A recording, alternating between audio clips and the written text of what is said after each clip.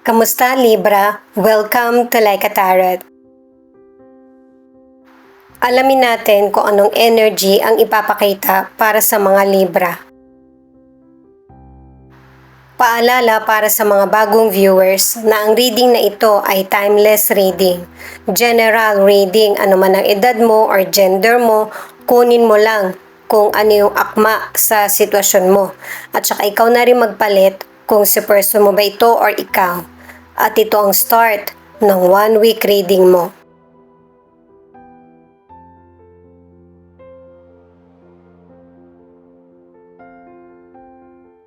May mga surprises na darating sa buhay mo or blessings na magpapasaya sa iyo or magpapabago sa mood mo. Pwedeng proposal, engagement o kaya meron kang inaplayan na matatanggap ka sa trabaho mo or yung hinihintay mo ay darating. Malaki or maliit man na blessing ang darating ay malaking bagay pa rin para sa iyo or tulong.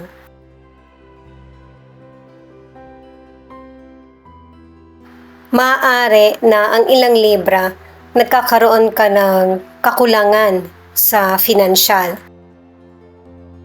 May kailangan ka na hindi mo mabili. Pero pinapabago ng card na ito yung pamamaraan mo ng paghawak ng financial. Isipin mo muna kung paano mo ito palalaguin kahit sa simpleng pamamaraan na makakaya mo. Dahil sa pinapakita nitong isang mystical card na yung mga pagkakamali na nagawa mo sa buhay mo, magkakaroon ka ng bagong kaalaman at clarity kung bakit may mga pagkakamaling nagaganap sa buhay mo. Hindi mo naman kailangan manghinayang kasi marami ka pang pwedeng simulan. Mag-focus at kailangan ng pagpaplano. Gamit ang tarot cards, alamin natin kung anong energy ang ipapakita para sa mga Libra.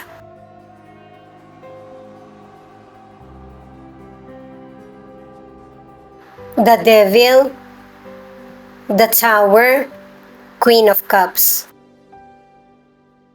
Pwedeng ikaw ito o yung person mo na uhaw sa power. Kumbaga merong renewal na magaganap pero hindi pa ito nangyayari sa ngayon. At nararamdaman mo na merong kakaibang pagbabago mangyayari sa buhay mo. Pero ang totoo, meron ka namang choices kung ano yung mga bagay na gusto mong gawin or desisyon. Kasi biglaan ka magkakaroon ng kaalaman at magigising ka sa katotohanan. Hindi yung puro naiisip mo lang or ilusyon. Ang ilan sa inyo sa career or negosyo, feeling mo hindi na ito secure. Yung bang nagkakaroon ng tanggalan sa trabaho, ang ilan nawalan ka ng trabaho o kaya hindi na kumikita yung negosyo mo. Pero merong person na pwedeng katrabaho mo, kaibigan, o ibang tao o kaya boss mo na mag-a-advise sa iyo. Papayuhan ka niya na huwag mag-focus sa mga nakakasama na comment or mag-focus sa mga katrabaho mo.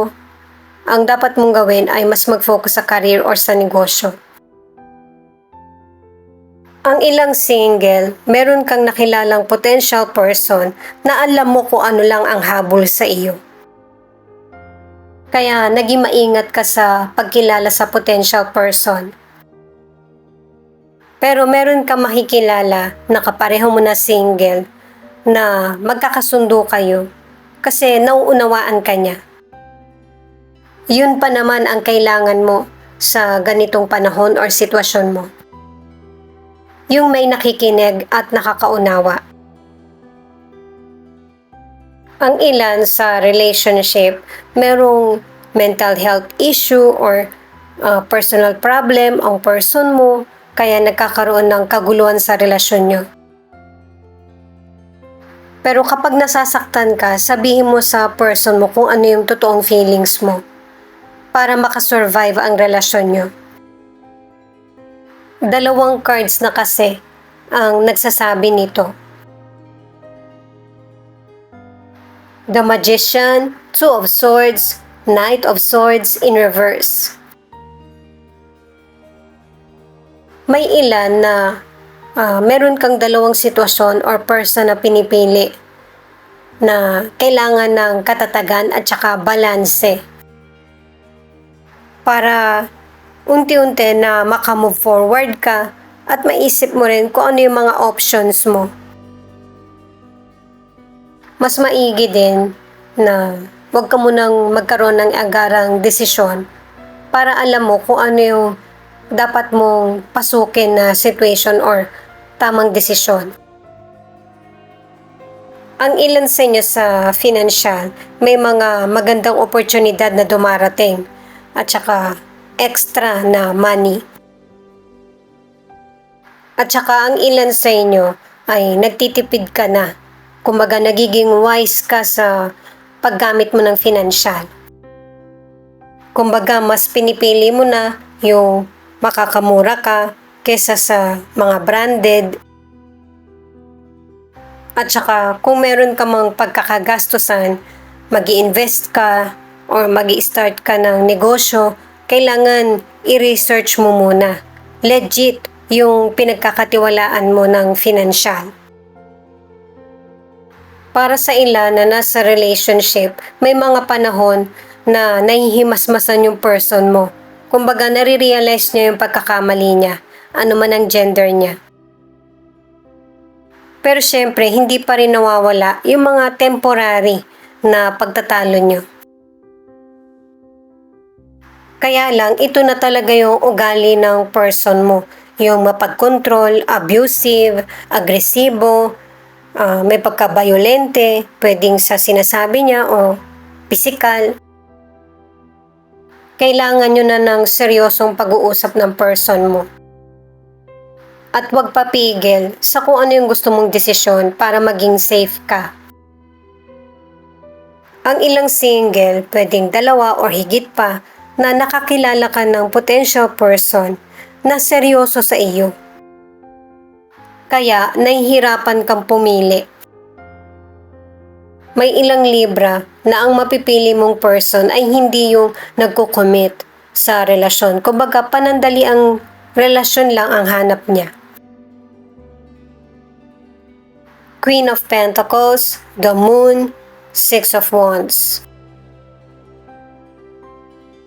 Ang ilan sa inyo kaya hindi ka makaalis sa negative na situation or hindi mo maiwan yung negative na person kasi pinapairal mo yung practicality. Dahil sa mahirap nga naman talaga yung buhay ngayon kung bubuhayin mo mag-isa yung family mo, lalo na kung may anak ka. Or concern ka sa iisipin ng tao sa paligid mo, family mo or anak mo, ano man ang gender mo. Pero kung sa puso magkakaroon ka ng kalungkutan sa financial, sa career o kaya sa negosyo, ay maganda naman yung magiging resulta. At saka nakatatlong cards ka na rin na marirealize mo na kailangan mo ding kumilos para natututo ka din na magdesisyon na para sa sarili mo nang hindi umaasa. Ang ilan naman, mas pagbubutihin mo pa yung karir mo o kaya negosyo para makikita mo yung family mo. Magtatagumpay ka kung ang nais mo ay masuportahan ang family. Ang ilan sa inyo, okay naman yung kalusugan mo, pero may ilang Libra na nakakaranas ng pagkabalisa o kaya depression. Pero mapaglalabanan mo pa rin kung ano man ang illness mo. Kumbaga, tatalab sa iyo yung gamot o kaya tuluyang ka ng gagaling. Ang ilan sa inyo ay nagkaroon ng injury kaya naapektuhan yung pamumuhay mo. Ang ilang single, nagiging mapili ka na sa potential person na pinapapasok mo sa buhay mo. Kasi ang ilan, yung bang nililinlang ka lang. Itong Page of Wands, kung ang ilang Libra, tingin mo stuck ka sa situation, hindi nagpapatuloy or hindi umuusad yung buhay mo, paiiralin mo yung maturity at saka patience. Magiging maingat ka rin sa mga taong makakasalamuha mo. Yung plano mo, meron pang mas magandang darating. Kumbaga ito yung magdadala sa'yo ng swerte or dadalhin ka ng plano mo sa malayong lugar. Dahil sa malaki ang potential mo na magtagumpay, hindi lang yung simpleng may kaya ka, kundi yung pagyaman. At saka kung noon problemado yung itsura mo, pinapakita rito na relax na. Mas marami ka pang naaakit na opportunity. May ilang single na hindi kahabang buhay na single kasi makikilala mo yung potential person na handa kang pakasalan. Para naman sa ilan na nasa relationship, pinapakita mo sa kapwa mo na okay ang relationship nyo. Pero pag kayong dalawa na lang, nakikita mo na yung kakulangan. Kaya mag-uusap kayo ng masinsinan ng person mo kung paano ma-achieve ang goal nyo sa buhay. At ito yung maganda nyo nagawang paraan para magtuloy-tuloy yung victory, triumph sa relasyon nyo man o kaya sa career o kaya sa negosyo. Pagsasaluhan nyo yung bawat tagumpay na makakamit. Ito naman yung feelings ng person mo na pwede rin ipakita kung ano yung feelings mo. Itong card na ito ay pinapakita na napaka-importante sa iyo or sa person mo yung pamilya nyo na buo. Marami na rin kayong naipundar ng person mo. Pero merong pagbabago magaganap sa buhay nyo ng person mo. Pwedeng dahil sa health issues o kaya sa problema sa financial o kaya yung paglilihim ng person mo sa iyo. Pinakita na rin ito sa tarot cards na merong person na pinagdududahan mo na alam mong hindi siya totoo sa ipinapakita niya sa iyo. Pwede rin na ikaw ito na pinapakita mo sa kapwa mo na okay ka lang, na walang problema ang relasyon mo o ang buhay mo. Kasi sa tarot cards at hanggang dito, napaka-importante sa'yo ng pamilya. Pinili nyo mang magsama or hindi. Ginagawa nyo ito alang-alang sa mga taong nasa paligid nyo or kung meron man kayong anak. At kung ano man yung mga kapighatian na nararanasan mo sa buhay mo, ay ito yung mga sitwasyon na mahihirapan kang pigilan. Pero ito rin yung magbibigay linaw sa mga pagdududa o gumugulo sa isip mo. At dahil sa mga mahirap na sitwasyon na pinagdaraanan mo or pinagdaraanan nyo ng person mo, yung bang nagkakaroon kayo ng mga unhealthy habits. Pero ano man yung ginagawa nyo sa buhay nyo ng person mo, magkakaroon muli ng changes na para magpagising sa inyong dalawa kung ano yung karapat-dapat or nararapat na desisyon sa relationship nyo. Or kung ano man yung mga dapat baguhin. Ang ilan sa inyo, kapag nagkakaproblema ka, ang takbuhan mo yung addiction mo. Pwedeng alak o kaya sigarilyo o kaya yung lumabas ka sa bahay nyo or nakikipagkita ka sa mga kaibigan mo para mabawasan ang stress o gumugulo sa isip. Scorpio, Aries, Aquarius, Leo, Libra. Ito yung ilan sa 12 zodiac sign na nangunguna sa reading na ito. Thank you nga pala at saka ingat kayo palagi. Pakiclick na rin ang notification bell para updated ka sa Laika Tarot readings.